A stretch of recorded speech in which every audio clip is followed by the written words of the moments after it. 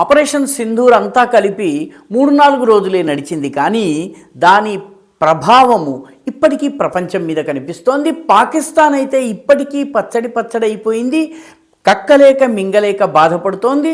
ఆయుధాల్ని సరఫరా చేసినటువంటి చైనా, అమెరికాలు కూడా తెలుకుట్టిన దొంగల్లా ఉన్నాయి. కానీ మరో 2 దేశాలకు కూడాను ఆపరేషన్ సింధూర్ దెబ్బ చాలా గట్టిగా తగిలింది.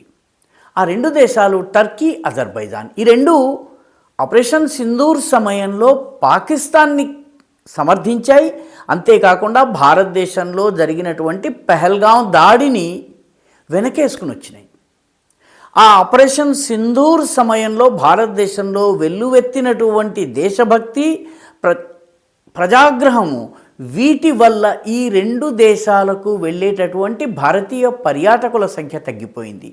అజర్బైజాన్లో అయితే గత సంవత్సరంతో పోలిస్తే 2025లో 63% మంది అజర్బైజాన్ ట్రిప్పులు క్యాన్సిల్ చేసుకున్నారు, వెళ్ళలేదు. టూరిస్టుల సంఖ్య అంతకుముందు సంవత్సరం 100 మంది వెళ్తే ఈసారి కేవలం 37 మంది మాత్రమే వెళ్ళారు.